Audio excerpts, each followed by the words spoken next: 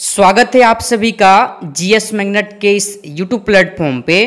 तो आज के इस क्लास के माध्यम से हम लोग ज्ञान बिंदु जीएस एकेडमी रोशन आनंद सर का जो न्यू बिहार पुलिस के लिए टेस्ट नंबर 7 है, टेस्ट नंबर 7 के हम लोग प्रश्नों को सॉल्व करेंगे। और मैं आप सभी को बता दूं कि जो यह प्रैक्टिस सेट है, ध्यान रखिएगा, टेस्ट नंबर जो 7 है 29/6/2024 को यह टेस्ट संपन्न हुआ है। 29 और 30 जून को हम आपको डिस्कशन नहीं करा पाए थे, कारण कि हम किसी निजी काम से घर से बाहर चले गए थे। ठीक है, तो आज के इस हम लोग क्लास के माध्यम से प्रैक्टिस सेट नंबर 7 के 100 प्रश्नों को सॉल्व करेंगे, जो आपके बिहार पुलिस और बिहार दरोगा के लिए इस प्रैक्टिस सेट के सारे प्रश्न काफ़ी इंपॉर्टेंट है। ठीक है, तो आइए ज़्यादा समय व्यर्थ ना करते हुए आज के प्रैक्टिस सेट को शुरू करते हैं।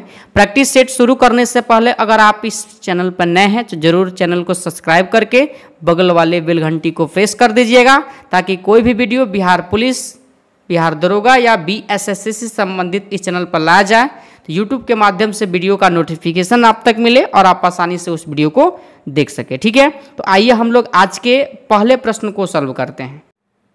पहला प्रश्न है आप सभी का, वाक्य के घटक या अंग होते हैं।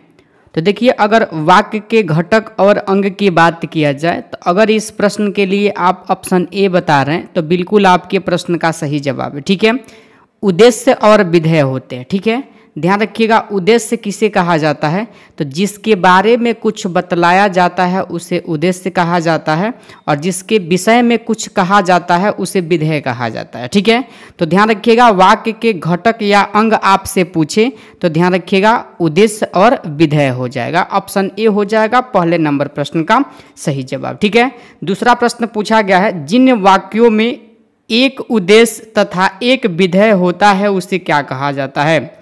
तो एक उद्देश्य और एक विधेय वाले वाक्य को आप सभी लोग ध्यान रखिएगा, यानी कि सरल वाक्य कहा जाता है, जो आपके ऑप्शन नंबर बी में दिया गया है। ठीक है, यहीं पर ध्यान रखिएगा, अगर आपसे मिश्र वाक्य पूछ लेता तो ध्यान रखिएगा आप सभी लोग, तो याद रखिएगा, जिन वाक्यों में एक प्रधान उपवाक्य हो और अन्य आश्रित उपवाक्य हो तो उसे मिश्र वाक्य कहा जाता है। ठीक है, रहा बात संयुक्त वाक्य का, तो ध्यान रखिएगा, दो या दो से अधिक सरल वाक्यों के जोड़े को क्या कहा जाता है, संयुक्त वाक्य कहा जाता है। ठीक है, तो पहला का सही जवाब ऑप्शन बी होगा, ध्यान रखिएगा आप सभी लोग। अगला प्रश्न है 3 नंबर आपका, अभियज्ञ का विलोम होता है। देखिए, अभियज्ञ का विलोम में ध्यान रखिएगा अनअभियज्ञ हो जाएगा। ऑप्शन ए में आपके 3 नंबर प्रश्न का सही जवाब दिया गया। ठीक है, चौथा नंबर प्रश्न है, अमृत का पर्यायवाची नहीं है। देखिए, अगर अमृत के पर्यायवाची का बात किया जाए तो सोम होता है, पीयूष होता है, अमीय भी होता है। बाकी हेम जो होता है अमृत का पर्यायवाची नहीं होता है, ध्यान रखिएगा आप लोग। ठीक है, अगला प्रश्न है आपका 5 नंबर, निम्न में एक उपसर्ग नहीं है। देखिए, शब्दांश के आगे लगता है उसे उपसर्ग और बाद में लगता है तो प्रत्यय, तो अ, स और कु जो हो जाएगा उपसर्ग हो जाएगा, बाकी ता जो हो जाएगा अंत में लगेगा। और ध्यान रखिएगा आप सभी लोग, ता एक प्रत्यय है। और प्रश्न पूछा है उपसर्ग कौन नहीं है, तो ऑप्शन सी आपके 5 नंबर प्रश्न का सही जवाब हो जाएगा। ठीक है, 6वां नंबर प्रश्न है, इक प्रत्यय लगाने पर सप्ताह का रूप क्या होता है, तो साप्ताहिक हो जाएगा। ऑप्शन नंबर बी आपके 6 नंबर प्रश्न का सही जवाब हो जाएगा। ठीक है, आगे देखिए 7वां नंबर प्रश्न है, समास का अर्थ आपसे पूछा है, तो समास का अर्थ जो होता है ध्यान रखिएगा संक्षेप होता है। ऑप्शन नंबर ए में आपके 7 नंबर प्रश्न का सही जवाब दिया गया। ठीक है, आगे देखिए 8वां नंबर प्रश्न है, निम्न में से एक द्वंद्व समास का उदाहरण नहीं है। द्वंद्व समास का कौन सा उदाहरण नहीं है, तो देखिए, अगर बात किया जाए पाप पुण्य द्वंद्व समास का उदाहरण है, घर बाहर यह भी द्वंद्व समास का उदाहरण है। ठीक है ना, आगे देखिए धन धान्य यह भी द्वंद्व समास का उदाहरण है। बाकी अगर बात किया जाए जीवन भर, तो जीवन भर द्वंद्व समास का उदाहरण नहीं है, ध्यान रखिएगा आप सभी लोग। ठीक है, जीवन भर में ध्यान रखिएगा अव्ययी भाव समास है। ठीक है, तो ऑप्शन सी आपके 8 नंबर प्रश्न का सही जवाब हो जाएगा। 9वां नंबर प्रश्न है, किस अधिनियम के द्वारा ईसाई मिशनरियों को भारत में धर्म प्रचार की अनुमति दी गई। आप याद कीजिए, चार्टर एक्ट 1800 यानी कि 13 के तहत। ठीक है, चार्टर एक्ट 1813 के तहत ईसाई मशीनरियों को भारत में धर्म प्रचार की खुली छूट दी गई थी। ठीक है, तो ऑप्शन बी आपके 9 नंबर प्रश्न का सही जवाब हो जाएगा। इस बात को आप लोग ध्यान रखिएगा। अगला प्रश्न है 10 नंबर, पोटली श्रीरामुलु का संबंध था। तो ध्यान रखिएगा, पोटली जो श्रीरामुलु थे कांग्रेस के एक नेता थे और इनका निधन हो गया था 1953 ईस्वी में। ठीक है, और ये जो थे, ध्यान रखिएगा आप सभी लोग, भाषाई आधार पर पृथक राज्य की मांग करने वाले एक कांग्रेस के क्या थे, नेता थे। और ध्यान रखिएगा, यानी कि भाषाई आधार पर ही प्रथम राज्य आंध्र प्रदेश तेलुगु भाषा के तौर पर गठन किया गया था। ठीक है, तो ध्यान रखिएगा ऑप्शन ए आपके 10 नंबर प्रश्न का सही जवाब हो जाएगा। ठीक है, अगला प्रश्न है 11 नंबर, 103वां संविधान संशोधन अधिनियम प्रावधान करता है। देखिए, अगर 103वां संविधान के बारे में आपसे पूछा गया है तो ध्यान रखिएगा, आर्थिक रूप से कमजोर वर्ग को शैक्षणिक और रोजगार क्षेत्र में 10% आरक्षण का प्रावधान। ऑप्शन नंबर सी आपके 11 नंबर प्रश्न का सही जवाब हो जाएगा। ठीक है, आगे देखिए 12 नंबर प्रश्न है, पंचशील समझौता, गुट निरपेक्ष आंदोलन की स्थापना इत्यादि भारतीय संविधान के किस अनुच्छेद के अंतर्गत आते हैं। देखिए, ध्यान रखिएगा, अनुच्छेद 51 जब आप पढ़िएगा तो इसके तहत पंचशील समझौता, गुट निरपेक्ष आंदोलन की स्थापना इत्यादि की बातें कही गई है। ठीक है, ऑप्शन बी आपके 12 नंबर प्रश्न का सही जवाब हो जाएगा। ठीक है, और यहीं पर आपसे प्रश्न पूछा जाता है, अंतर्राष्ट्रीय शांति और सुरक्षा किस अनुच्छेद के में आता है। ठीक है, तो ध्यान रखिएगा, अनुच्छेद 51 के तहत ही इसकी चर्चा है। अगला प्रश्न है 13 नंबर, निम्न में से कौन राज्य कार्यपालिका का हिस्सा नहीं है। राज्य कार्यपालिका का कौन हिस्सा नहीं है। देखिए, महान्यायवादी जो है ना, राज्य कार्यपालिका का हिस्सा नहीं है। बाकी राज्यपाल, अधिवक्ता, महाधिवक्ता, ठीक है, मंत्री परिषद, ये सभी जो है कार्यपालिका का हिस्सा है। इस बात को आप लोग ध्यान रखिए। बाकी महान्यायवादी नहीं है, ध्यान रखिएगा। आगे देखिए 14 नंबर प्रश्न है, बाल कृष्णन समिति का संबंध था। तो बाल कृष्णन समिति के बारे में अगर बात किया जाए तो ध्यान रखिएगा, दिल्ली के प्रशासनिक ढांचे के पुनर्गठन से। ठीक है, ऑप्शन सी आपके 14 नंबर प्रश्न का सही जवाब हो जाएगा। और ध्यान रखिएगा आप लोग, इस समिति का गठन 1987 ईस्वी में किया गया था। ठीक है, चलिए आगे देखिए 15 नंबर प्रश्न है, निम्न में से किस अनुच्छेद का अब तक 100 से अधिक बार प्रयोग किया जा चुका है। 100 से अधिक बार पूछा गया। ठीक है, तो ध्यान रखिएगा आप सभी लोग, ऑप्शन नंबर यानी कि 15 के लिए जो आपका सही जवाब हो जाएगा, ऑप्शन बी को ध्यान रखिएगा, अनुच्छेद 356। अनुच्छेद 356 में क्या है तो ध्यान रखिएगा आप लोग, इसमें जो है राष्ट्रपति शासन, राज्यों में राष्ट्रपति शासन का चर्चा जो है अनुच्छेद 356।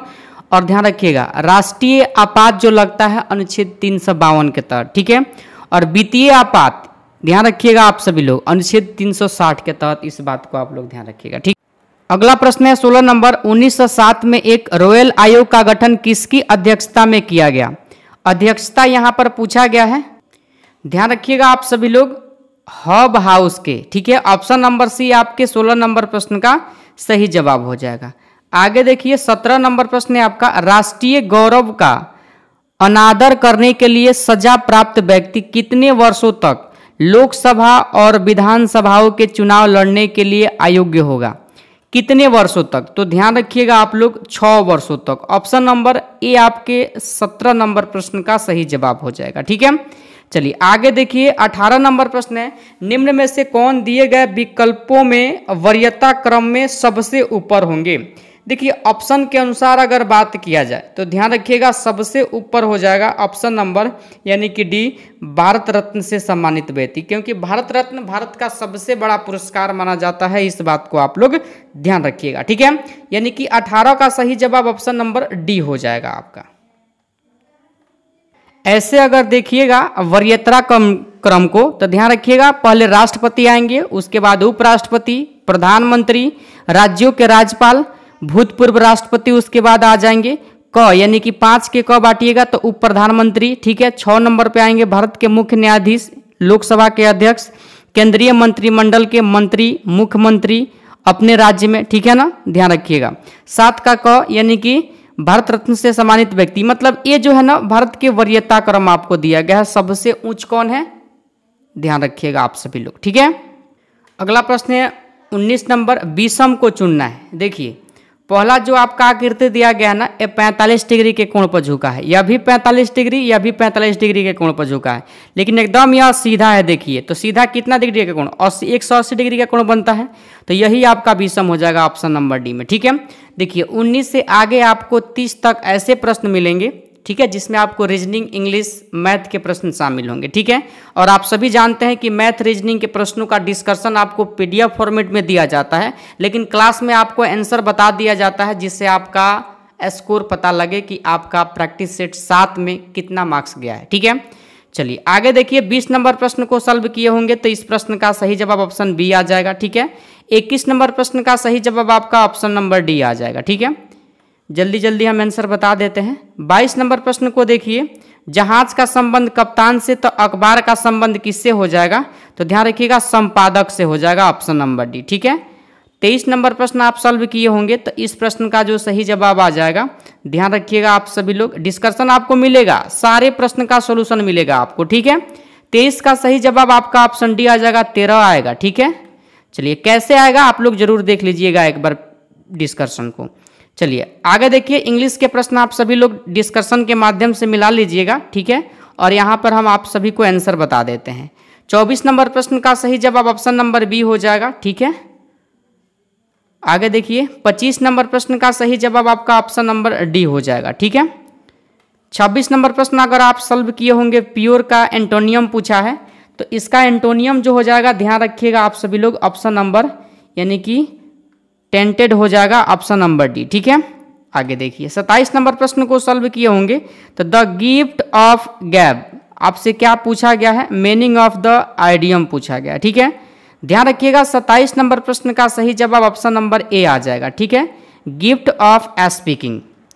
चलिए आगे देखिए 28 नंबर जो प्रश्न है, व्हाट टीच यू इंग्लिश, इसका आपसे पूछा गया है, choose the correct voice of the sentence given below. ठीक है, देखिए अगर इसका वॉइस अगर आपसे पूछा गया है, तो ध्यान रखिएगा 28 का सही जवाब जो लोग भी ऑप्शन नंबर बी बताए हैं, बिल्कुल आपके प्रश्न का सही जवाब हो जाएगा, यानी कि by whom are you touch English. ठीक है, आगे देखिए 29 नंबर प्रश्न जब आप सॉल्व किए होंगे, तो इस प्रश्न का सही जवाब जो लोग भी ऑप्शन नंबर सी बताए होंगे, ठीक है, देयरफॉर बिल्कुल आपके प्रश्न का सही जवाब हो जाएगा। ठीक है, आगे देखिए Anuj is standing dash Neha and Shashi, तो देखिए डैश के जगह जो भरा जाएगा, ध्यान रखिएगा आप सभी लोग, option number C between, between यानी कि Anuj is standing between Neha and Shashi, option number B C आपके 30 नंबर प्रश्न का सही जवाब होगा। अगला प्रश्न है 31 number, fill the missing word in the blank. देखिए पूछा गया है, it is time for the T dash, bracket में आपको टेकन दिया गया। ठीक है, तो ध्यान रखिएगा टी के बाद जो आपका उपयोग होगा यहाँ पर वर्ड, ध्यान रखिएगा आप सभी लोग, ऑप्शन बी टू बी होगा, ऑप्शन नंबर बी आपके 31 नंबर प्रश्न का सही जवाब। ठीक है, अगला प्रश्न है आपका, देखिए यहाँ पर यानी कि हिस्ट्री से प्रश्न है 32 नंबर, निम्नलिखित में कौन सी अस्थायी बंदोबस्त की विशेषता नहीं है, तो ध्यान रखिएगा 32 नंबर प्रश्न का सही जवाब, स्थायी बंदोबस्त ने कृषकों के प्रथागत दखल अधिकार को ध्यान में रखा नहीं रखा था, ऑप्शन बी आपके 32 का सही जवाब होगा। काफी बार हम इस प्रश्न को बताए हैं, बताइए स्थायी बंदोबस्त कब लागू हुआ और किसने लागू किया था। ठीक है, चलिए आगे देखिए, कमेंट में सभी को बताना है। 33 नंबर जो प्रश्न है आपका, 33 नंबर प्रश्न है, 1857 के निम्नलिखित क्रांतियों में से किसका वास्तविक नाम रामचंद्र पांडुरंग था, तो रामचंद्र पांडुरंग जो नाम था, ध्यान रखिएगा तात्या टोपे का नाम था, ऑप्शन नंबर बी आपके 33 का सही जवाब होगा। 34 नंबर प्रश्न है, 1857 के विद्रोह के समय बैरकपुर में कौन ब्रिटिश कमांडिंग ऑफिसर था। देखिए 10 मई 1857 को 1857 की क्रांति का शुरुआत होता है मेरठ से। ठीक है, और ध्यान रखिएगा वहां पर जो ब्रिटिश कमांडिंग ऑफिसर था, ध्यान रखिएगा बैरकपुर में आप सभी लोग, 34 का सही जवाब ऑप्शन सी हैरसरे था, हैरसे था, ऑप्शन नंबर सी आपके 34 का सही जवाब हो जाएगा। ठीक है, अगला प्रश्न है 35 नंबर, इनमें से किस प्रसिद्ध समाज सुधारक ने ज्ञान युग, कर्म युग और राजयोग नामक पुस्तकें लिखी, तो इन पुस्तकों को लेखक आप सभी ध्यान रखिएगा, ऑप्शन है Swami Vivekananda, option number A आपके 35 का सही जवाब हो जाएगा। अगला प्रश्न है आप सभी का, यानी कि 36 नंबर, सिकंदर ने विजय प्राप्त करने के उपलक्ष्य में किस नगर की स्थापना की? ध्यान रखिएगा 326 ईसा पूर्व में सिकंदर क्या किया था? भारत पर आक्रमण किया था। और जीत के उपलक्ष्य में ध्यान रखिएगा आप सभी लोग, 36 का सही जवाब आपका ऑप्शन नंबर डी हो जाएगा। निकोया नामक शहर को बसाया स्थापित किया था। ठीक है, चलिए आगे देखिए आप लोग। 37 नंबर प्रश्न है, निम्न में से किसने अपने ग्रंथ माध्यमिक सूत्र में सापेक्षता के सिद्धांत का प्रतिपादन किया था? किसने किया था? तो देखिए नागार्जुन ने किया था। ऑप्शन बी आपके 37 का सही जवाब हो जाएगा। अगला प्रश्न है 38 नंबर, सन 1442 से 43 में अब्दुल रज़क ने किस राजवंश के शासक शाहरुख के राजदूत के रूप में विजयनगर साम्राज्य का दौरा किया था? तो विजयनगर साम्राज्य का दौरा जो किया था, ध्यान रखिएगा, यानी कि तैमूर राजवंश। ऑप्शन नंबर डी आपके 38 नंबर प्रश्न का सही जवाब हो जाएगा। ठीक है, 39 नंबर प्रश्न है, निजाम उल मुल्क ने किस युद्ध में मुगल सूबेदार मुबारिज खां को शिकस्त दी थी? तो देखिए यह जो युद्ध हुआ था, सबसे पहले आप लोग डेट ध्यान रखिएगा, 1724 में यह युद्ध हुआ था, इस बात को ध्यान रखिएगा। और इस प्रश्न का सही जवाब ऑप्शन ए सक्कुर खेड़ा का युद्ध हो जाएगा, ऑप्शन नंबर ए। ठीक है, आगे देखिए 40 नंबर प्रश्न है, बिहार में नुहानी शासन शुरू किया गया था, किसके द्वारा शुरू किया गया था? तो 40 का सही जवाब ध्यान रखिएगा, ऑप्शन नंबर ए हो जाएगा। ठीक है, दरिया खां नुहानी के द्वारा, ऑप्शन नंबर ए आपके 40 का सही जवाब हो जाएगा। ठीक है, 41 नंबर प्रश्न है आपका, दरभंगा में नमक कानून भंग करने के लिए सत्याग्रह का नेतृत्व किसने किया था? जिससे महात्मा गांधी नेतृत्व कर रहे थे, लेकिन आपसे पूछा जा रहा है दरभंगा बिहार में किसने किया था? ठीक है, तो बिहार में किए थे Narayan Singh. Option number B आपके 41 का सही जवाब हो जाएगा। ठीक है, आगे देखिए 42 नंबर प्रश्न है, इनमें से किस रसायन का प्रयोग अमेरिका के द्वारा वियतनाम के जंगलों एवं झाड़ियों को खत्म करने के लिए किया गया था? तो देखिए जो रसायन था उसका नाम क्या था? तो ध्यान रखिएगा आप लोग, एजेंट ऑरेंज नाम था। ठीक है, ऑप्शन नंबर बी आपके 42 नंबर प्रश्न का सही जवाब हो जाएगा। ठीक है, आगे देखिए 43 नंबर प्रश्न है, कंबोडिया में गृह युद्ध कब समाप्त हुआ था?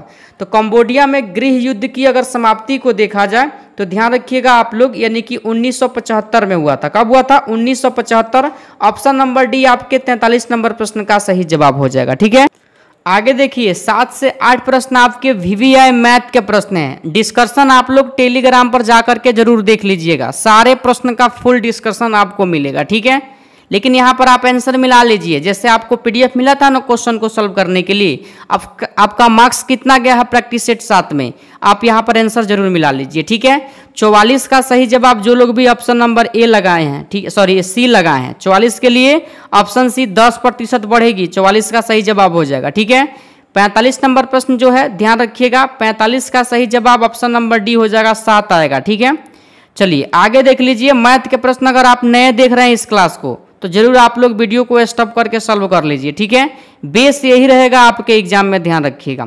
46 के लिए अगर ऑप्शन बी लगाएं 120 रुपया, बिल्कुल आपके प्रश्न का सही जवाब है। 47 के लिए अगर आपका सही जवाब, ध्यान रखिएगा, ऑप्शन नंबर ए है 70 सेकेंड, बिल्कुल आपके 47 नंबर प्रश्न का सही जवाब है। अगला प्रश्न है 48 नंबर, और इस प्रश्न का सही जवाब अगर ऑप्शन डी है 1008 रुपया, तो बिल्कुल आपके इस प्रश्न का सही जवाब हो जाएगा। 49 नंबर प्रश्न के लिए अगर आपका सही जवाब ऑप्शन नंबर डी आ गया है 6 किलोमीटर प्रति घंटा, बिल्कुल आपके प्रश्न का सही जवाब है। ठीक है, ज़्यादा मैथ के प्रश्न नहीं है। 50 के लिए अगर आपका सही जवाब ऑप्शन नंबर ए आया है 36, बिल्कुल सही है। 51 नंबर प्रश्न के लिए अगर आपका सही जवाब ऑप्शन नंबर डी आया है 33.3%, बिल्कुल आपके प्रश्न का सही जवाब है। ठीक है, आगे देखिए 52 नंबर प्रश्न, देखिए द्विघात समीकरण दिया गया है, और इस प्रश्न का सही जवाब जिनका भी ऑप्शन ए आया है बिल्कुल आपके प्रश्न का सही जवाब है। ठीक है, 53 नंबर लास्ट है मैथ का प्रश्न, ध्यान रखिएगा। अगर इस प्रश्न को सॉल्व किए हैं और आपका सही जवाब ऑप्शन नंबर बी 100 आया है, बिल्कुल आपके इस प्रश्न का सही जवाब हो जाएगा। ठीक है, चलिए आगे देखिए, यहाँ से अब आपका सिलेक्टेड प्रश्न वीवीआई जो आपके बिहार पुलिस एग्जाम के लिए रामबाण प्रश्न है, सूची 1 को सूची 2 से मिलाइए। देखिए अगर बात किया जाए दक्कन ट्रेप का, तो ध्यान रखिएगा आप सभी लोग, 54 का सही जवाब जो हो जाएगा, यानी कि दक्कन ट्रेप का मेल हो जाएगा क्रिटेशियस आदि नूतन से। ठीक है, ए का मेल हो जाएगा आपके सी से, ध्यान रखिएगा। वही पश्चिमी घाट की मैं बात करूं तो ध्यान रखिएगा उत्तर नूतन से हो जाएगा। किससे हो जाएगा? उत्तर नूतन, आप सभी लोग ध्यान रखिएगा। ठीक है, यानी कि 2 का मेल हो जाएगा 1 से। 3 का मेल अरावली का हो जाएगा प्री कैम्ब्रियन, यानी कि 3 का बी से। और ध्यान रखिएगा नर्मदा ताप्ती जलोढ़ निक्षेप हो जाएगा डी से, यानी कि अत्यंत नूतन, ठीक है, डी से। देखिए बी वाला मेल बिल्कुल आपके 54 नंबर प्रश्न के लिए सही जवाब दिया गया है। आगे देखिए 55 नंबर प्रश्न है, निम्नलिखित नेशनल पार्कों में से किस एक की जलवायु उष्ण कटिबंधीय से उपोष्ण, शीतोष्ण और आर्कटिक तक परिवर्तित हो सकती है। तो 55 का सही जवाब अगर आपका ऑप्शन नंबर डी है, नामदफा नेशनल पार्क, जो कहाँ है, अरुणाचल प्रदेश में है, ध्यान रखिएगा। डी आपके 55 नंबर प्रश्न का सही जवाब हो जाएगा। 56 नंबर प्रश्न है, मृदा के पोषण तत्व पोटेशियम जिसका संकेत के होता है, कार्य आपसे पूछा गया है। तो कार्य हो जाएगा रोग प्रतिरोधक क्षमता बढ़ना और पानी का उचित अवशोषण, ठीक है। ऑप्शन सी आपके 56 नंबर प्रश्न का सही जवाब होगा। 57 नंबर प्रश्न है, फर्टिगेशन विधि से सिंचाई की आधुनिक खोज किस देश में हुई। तो देखिए देश का नाम पूछा गया है, तो 57 का सही जवाब ऑप्शन डी इजराइल को आप लोग ध्यान रखिएगा, ठीक है। अगला प्रश्न है आपका 58 नंबर, भूतल पर बिंदु जो उद्गम केंद्र के समीप होता है क्या कहलाता है। तो अधि केंद्र कहलाता है, ऑप्शन सी आपके 58 का सही जवाब हो जाएगा, ठीक है। 59 नंबर प्रश्न है, भूतापीय ऊर्जा का शीर्ष उत्पादक देश आपसे पूछा गया है। तो शीर्ष उत्पादक जो देश हो जाएगा, ध्यान रखिएगा ऑप्शन ए USA हो जाएगा, ठीक है। चलिए आगे देखिए 60 नंबर प्रश्न है, वर्ष 2011 के जनगणना के अनुसार बिहार की जनसंख्या घनत्व, तो आप सभी जानते हैं जितना भारत की 2800 राज्य है, 2800 राज्य में सबसे अधिक जनसंख्या घनत्व वाला राज्य अपना बिहार है। और ध्यान रखिएगा 1106 प्रति वर्ग किलोमीटर, ऑप्शन डी आपके 60 नंबर प्रश्न का सही जवाब हो जाएगा, ठीक है। आगे देखिए 61 नंबर, समस्त बिहार में आर्द्रता न्यूनतम किस माह में रहता है, किस माह में न्यूनतम रहता है। तो देखिए अप्रैल में न्यूनतम रहता है, ऑप्शन ए आपके 61 नंबर प्रश्न का सही जवाब होगा। 62 नंबर प्रश्न है, राजगीर के ब्रह्मकुंड का औसतन तापमान कितना रहता है। औसतन पूछा गया है, देखिए 87 डिग्री सेल्सियस होता है, इस बात को ध्यान रखिएगा, ऑप्शन नंबर डी, ठीक है। 63 नंबर प्रश्न है आपका, निम्नलिखित में से किस समिति का संबंध चुनाव सुधार से है। देखिए चुनाव सुधार से अगर मैं बात करूं तो ध्यान रखिएगा आप सभी लोग 63 का सही जवाब दिनेश गोस्वामी समिति हो जाएगा, ठीक है। और ध्यान रखिएगा आप लोग इस समिति का गठन 1990 में किया गया था, ठीक है। और यहीं पर ध्यान रखिएगा नरसिम्हा समिति का संबंध किससे हो जाएगा, तो बैंकिंग सुधार से हो जाएगा, ठीक है। और बात किया जाए आबिद हुसैन समिति तो लघु उद्योग से, ठीक है। ध्यान रखिएगा यहाँ पर चुनाव सुधार से पूछा गया है, ऑप्शन डी आपके दिनेश गोस्वामी सही जवाब होगा 63 नंबर प्रश्न के लिए। 64 नंबर प्रश्न है, इंद्रधनुष योजना का संबंध किससे है। तो इस योजना का संबंध आप लोग ध्यान रखिएगा, यानी कि 64 नंबर प्रश्न के लिए सार्वजनिक क्षेत्र के बैंकों से, ऑप्शन ए आपके 64 का सही जवाब हो जाएगा। आगे देखिए बंद अर्थव्यवस्था वह होती है जिसमें, देखिए बंद अर्थव्यवस्था की बात किया जाए तो न तो निर्यात होता है न ही आयात होता है, ऑप्शन डी आपके 65 नंबर प्रश्न का सही जवाब हो जाएगा, ठीक है। 66 नंबर प्रश्न है, निम्नलिखित में से किस प्रधानमंत्री के द्वारा उदारीकरण, निजीकरण, भूमंडलीकरण की नई आर्थिक नीति अपनाई गई। तो याद कीजिए PV नरसिम्हा राव के द्वारा, ऑप्शन नंबर सी आपके 66 नंबर प्रश्न का सही जवाब होगा। आगे देखिए प्रथम पंचवर्षीय योजना की प्राथमिकता क्या थी। तो प्रथम पंचवर्षीय योजना की प्राथमिकता की अगर मैं बात करूं तो ध्यान रखिएगा कल के भी प्रैक्टिस सेट में इससे प्रश्न था, ध्यान रखिएगा कृषि का विकास, ऑप्शन नंबर सी आपके 67 नंबर प्रश्न का सही जवाब होगा, ठीक है। अगला प्रश्न है 68 नंबर, गांधीवादी योजना का विचार किसने प्रस्तुत किया। तो ध्यान रखिएगा 1944 ईस्वी में श्रीमान नारायण अग्रवाल ने, ऑप्शन नंबर ए आपके 68 नंबर प्रश्न का सही जवाब हो जाएगा, ठीक है। 69 नंबर प्रश्न है, भारत में नियोजित विकास की रूपरेखा का प्रस्तुतिकरण जयप्रकाश नारायण के द्वारा कब किया गया। तो 1950 में किया गया था, ध्यान रखिएगा, जो आपके ऑप्शन नंबर ए में 69 नंबर प्रश्न का सही जवाब दिया गया, ठीक है। चलिए आगे देखिए 70 नंबर प्रश्न है, नीति आयोग के विषय में निम्नलिखित में कौन सा कथन सही नहीं है। देखिए कौन सा सही नहीं है, तो ध्यान रखिएगा आप सभी लोग, यानी कि इसका गठन जनवरी 2016 में नहीं, ध्यान रखिएगा 2015 यहाँ पर होना चाहिए, ठीक है। यही ऑप्शन नंबर सी वाला ऑप्शन गलत दिया गया है। आगे देखिए 71 नंबर प्रश्न है, समस्थानिक के संदर्भ में निम्नलिखित में से कौन सा कथन सत्य नहीं है। सत्य कौन नहीं है, देखिए अगर बात किया जाए किसी भी समस्थानिक के सभी समस्थानिकों के भौतिक गुण प्रायः समान होते हैं, यही कथन आपका बिल्कुल गलत दिया गया है, इस बात को ध्यान रखिएगा, समान नहीं होते हैं। ऑप्शन नंबर बी आपके 71 नंबर प्रश्न का सही जवाब हो जाएगा। आगे देखिए 72 नंबर जो प्रश्न है, वैद्युत संयोजक यौगिक के द्रव्यमानांक और कथनांक उच्च होते हैं, कारण आपसे पूछा गया है। तो कारण हो जाएगा मजबूत अंतरा आणविक आकर्षण बल के होता है। ठीक है, ऑप्शन नंबर ए आपके 72 नंबर प्रश्न का सही जवाब होगा। 73 नंबर जो प्रश्न है देख लीजिए, इस प्रश्न के लिए अगर आप सभी लोग ऑप्शन नंबर बी लगाए हैं, बिल्कुल आपके 73 नंबर प्रश्न का सही जवाब हो जाएगा। ठीक है, 74 नंबर प्रश्न है, निम्न में से कौन सा एक एंटी मनी का अयस्क है? एंटी मनी का अयस्क आपसे पूछा गया है, ध्यान रखिएगा आप सभी लोग ऑप्शन नंबर ए को। ठीक है, स्टीव नाइट हो जाएगा ऑप्शन नंबर ए। चलिए आगे देखिए 75 नंबर प्रश्न है आपका, नमक को खुली हवा में छोड़ देते हैं, छोड़ देने पर यह हवा से नमी को सोख लेता है, कारण आपसे पूछा गया है। तो कारण हो जाएगा आपका, ध्यान रखिएगा, इसमें अशुद्धि के रूप में मैग्नीशियम क्लोराइड होता है। ठीक है, ऑप्शन बी में आपके 75 का सही जवाब दिया गया है।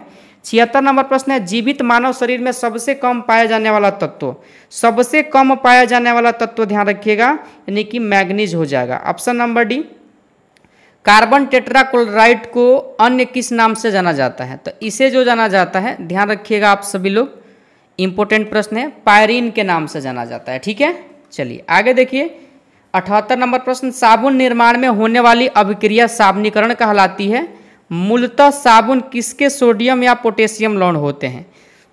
यह जो होता है, ध्यान रखिएगा आप सभी लोग, ऑप्शन नंबर ए दीर्घ श्रृंखला मोनोकार्बोक्सिलिक अम्ल के, ऑप्शन नंबर ए आपके 78 का सही जवाब हो जाएगा। 79 नंबर प्रश्न है, हवाई जहाज के टायरों को चौड़ा करने में निम्नलिखित में से कौन सी गैस प्रयुक्त होती है? इनमें जो गैस प्रयुक्त होती है नाइट्रोजन होता है, ऑप्शन नंबर सी में दिया गया है 79 नंबर प्रश्न का सही जवाब।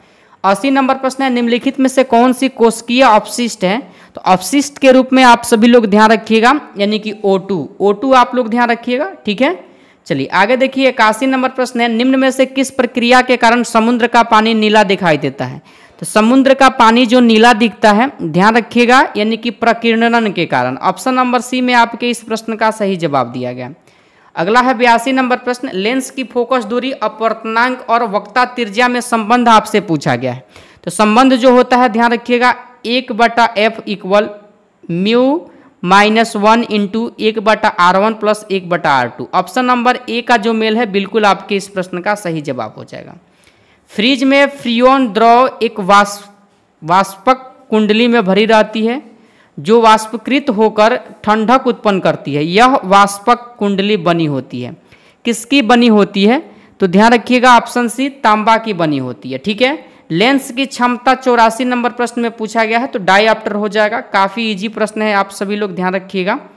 85 नंबर प्रश्न है, निम्नलिखित में से किस नियम के अनुसार किसी वस्तु की इकाई तल से उत्सर्जित विकिरण ऊर्जा की दर ई उसके, आगे देख लीजिए क्या पूछा गया है, ई उसके परम ताप टी के चौथे घात के अनुक्रमानुपाती होती है, जैसे आपको यहाँ दिखाया गया। नियम पूछा गया है, किसका यह नियम है?